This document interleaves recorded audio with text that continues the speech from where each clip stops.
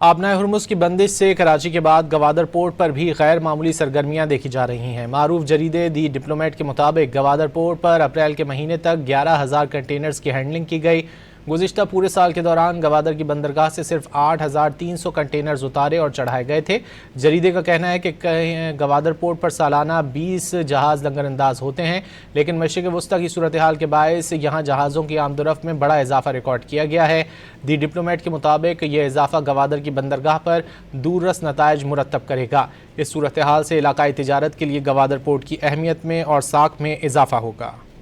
آبنائے ہرمز کی بندش سے کراچی کے بعد گوادر پورٹ پر بھی غیر معمولی سرگرمیاں دیکھی جا رہی ہیں۔ معروف جریدے دی ڈپلومیٹ کے مطابق گوادر پورٹ پر اپریل کے مہینے تک 11,000 کنٹینرز کی ہینڈلنگ کی گئی۔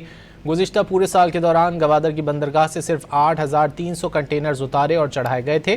جریدے کا کہنا ہے کہ گوادر پورٹ پر سالانہ 20 جہاز لنگر انداز ہوتے ہیں، لیکن مشرق وسطی کی صورتحال کے باعث یہاں جہازوں کی آمد و رفت میں بڑا اضافہ ریکارڈ کیا گیا ہے۔ دی ڈپلومیٹ کے مطابق یہ اضافہ گوادر کی بندرگاہ پر دور رس نتائج مرتب کرے گا۔ اس صورتحال سے علاقائی تجارت کے لیے گوادر پورٹ کی اہمیت میں اور ساکھ میں اضافہ ہوگا۔